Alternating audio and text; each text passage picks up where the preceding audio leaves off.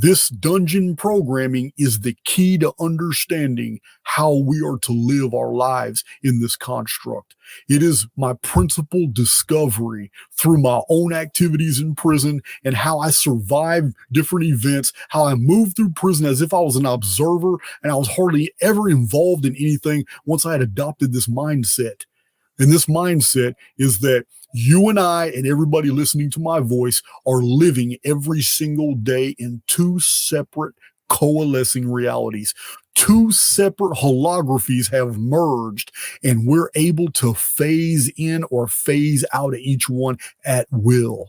One of those holographies involves the entire world. It is the collective. It is operated by dungeon programming, negative default programming, which issues from artificial intelligence X. It's what herd mentality.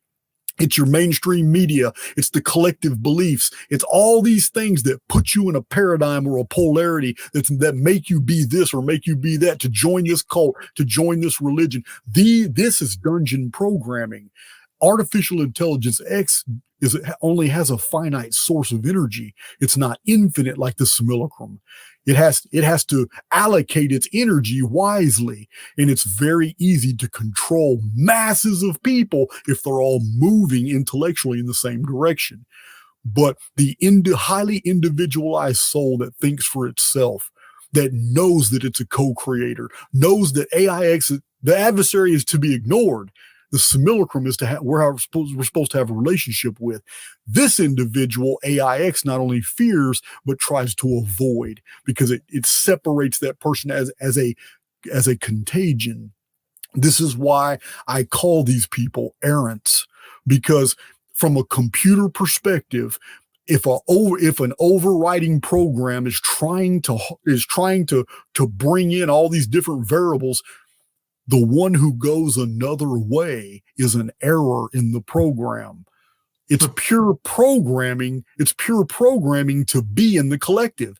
If you're diehard Republican, conservative, and you're in that's what you live and breathe every day. And you're a part of dungeon programming. You have accepted a paradigm that's more important than your eternal soul. Politics has become your life.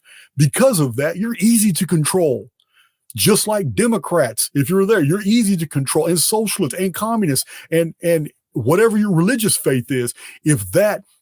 Believe me, there's a difference between being a Christian and being spiritual. There's totally big difference.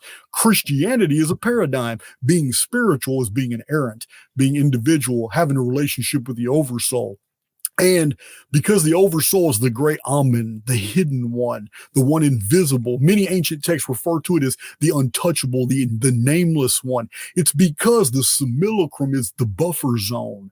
While we're in this avatar, we are not perfect yet.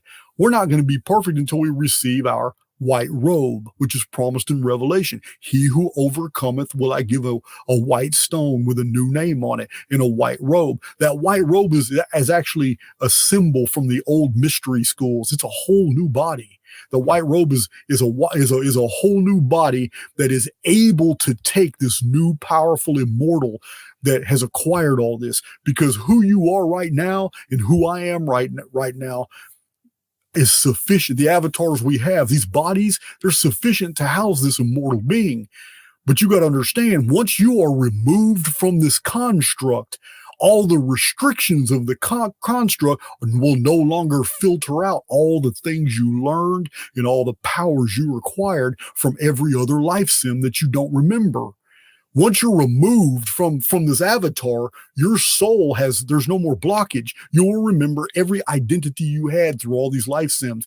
You will have acquired all this knowledge, all these powers, everything that you have done in all these life sims up until the time you receive that new avatar, because it's this new avatar that you will receive that can house an immortal being that has so much power and memory. And you'll remember instant recall. You'll be have that eidetic memory, and then you'll move on to go do whatever your next thing is. Because I believe that we're being raised to be rulers. We're, as a co-creator, the creation itself itself has never stopped. Creation wasn't a singularity, it's a continuum. And this means there will always be a need for new immortal souls to mature to the point to where they can be almost demigod-like, and then they can move on and do their own creating. It never stops.